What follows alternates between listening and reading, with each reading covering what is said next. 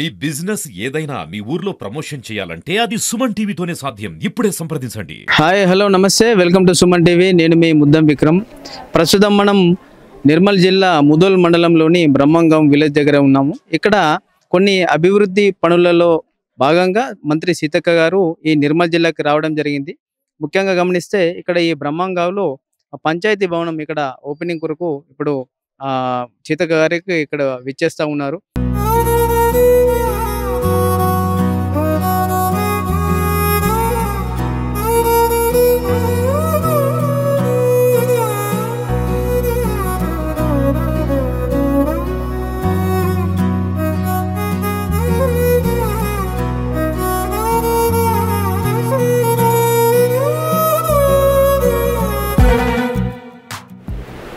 ఇప్పుడు మనతో పాటు బ్రహ్మంగావ్ తాజా మాజీ సర్పంచ్ రామరెడ్డి గారు ఉన్నారు.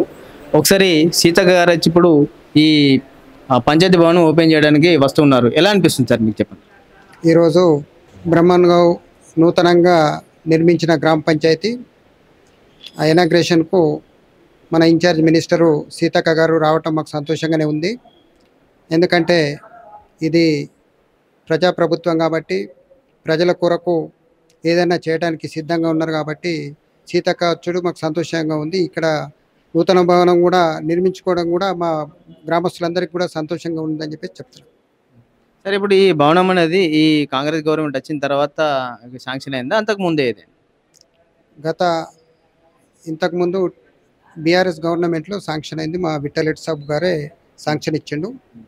అది మా కాల పరిమితి అయిపోయింది కాబట్టి ఇప్పుడు మా విఠలరెడ్డి గారి ఆధ్వర్యంలోని మినిస్టరు సీతక్క గారి ఆధ్వర్యంలో ఈరోజు ప్రారంభోత్సవానికి రాస్తున్నారు కాబట్టి మాకు బాగానే సంతోషంగా అనిపిస్తుంది. సరే, ఇంతకుముందు గత ప్రభుత్వం గురించి ఆలోచన చేస్తే సర్పంచులకు రావాల్సిన పెండింగ్ బిల్లులు ఇంకా రాలేదని చెప్పేసి చాలామంది బయట ఆందోళన చేస్తూ ఉన్నారు. వాటి గురించి ఒకసారి చెప్పండి. ఆందోళన అంటే ఇప్పుడు సాధారణంగా ఆర్థిక పరిస్థితి మన రాష్ట్రాన్ని బాగలేదని చెప్పేసి అందరికీ కూడా తెలుసు. ఎందుకంటే ఆర్థిక పరిస్థితి బాగుంటేనే అన్నీ బాగుంటాయి. కాబట్టి కొద్దిగా సర్పంచులు కూడా కొద్దిగా ఇబ్బంది పడ్డది కూడా వాస్తవమే. మొన్ననే కొన్ని రిలీజ్ అయినాయి కూడా, సిడిపి నిధులు కూడా మొన్ననే రిలీజ్ అయినాయి.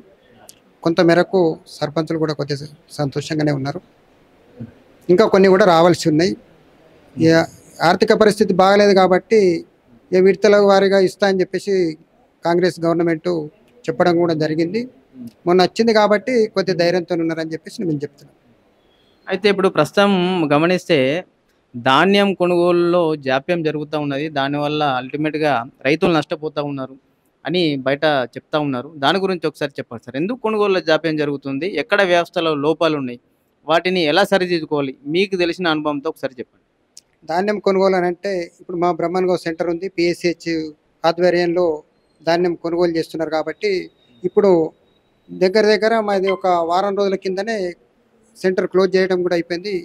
ఇంకా కొన్ని సెంటర్లు ఎందుకు వెనకబడ్డాయి అని అంటే ఇప్పుడు అక్కడ లేటుకు కొనుగోలు స్టార్ట్ చేసింది కాబట్టి అక్కడ ఇంకా వర్షంకు మన తడిచిపోయినాయి. మాకు కూడా మేము రైతులమే కాబట్టి మాకు కూడా బాధనే ఉంది. ఎందుకంటే ఇప్పుడు ధాన్యం ఎప్పుడైతే కోత స్టార్ట్ అవుతుందో అంతకుముందే అన్నీ కూడా ఇప్పుడు గన్ని బ్యాగ్స్ కానివ్వండి, ఏదైతే కొనుగోలుకు సంబంధించినవి ఉన్నాయో అవన్నీ ముందే రెడీ చేసుకొని పెట్టుకుంటే ఈ ఇబ్బంది ఉండదు రైతులకు కూడా అని చెప్పేసి అనుకుంటున్నాను. ఇప్పుడు రాష్ట్ర ప్రభుత్వం ప్రతిష్టాత్మకంగా చేపట్టిన రాజు యువ వికాసం అని చెప్పేసి ఇప్పుడు ఒకటి స్కీమ్ తెచ్చింది. ఇక్కడ బ్రహ్మంగాం నుంచి ఎందరి మందికి ఇక్కడ లబ్ధిదారుల ఎంపిక జరిగింది? ఇప్పుడు అది ప్రాసెస్లు ఉన్నది కాబట్టి ఇప్పుడు మనం ఏం చెప్పలేము. అంటే వీటన్నిటికీ ఇప్పుడు సర్పంచ్ ఎలక్షన్ల ముందు, స్థానిక సంస్థల ఎలక్షన్ల ముందు ఖచ్చితంగా పార్టీ గెలవాల్సిన పరిస్థితి ఉంది కాబట్టి ఇప్పుడు ఇలాంటి పథకాలు తెస్తున్నారని చెప్పేసి బయట మనకు వినబడతా ఉంది. దానిపైన మీ అభిప్రాయం? ఏదేమనుకున్నా కూడా ఇప్పుడు జనాలు అనేది మంచి తెలివిగల వాళ్ళే. గవర్నమెంటు మంచి చేస్తుందా చెడు చేస్తున్నారు అనేది దాన్ని గ్రహించి ఓట్లు వేయడానికి సిద్ధంగా ఉన్నారు. ఎందుకంటే ఇంతకుముందు అంటే ఒక నాయకుడు చెప్తే వినేవాళ్ళు. ఇప్పుడు ఆ పరిస్థితి లేదు.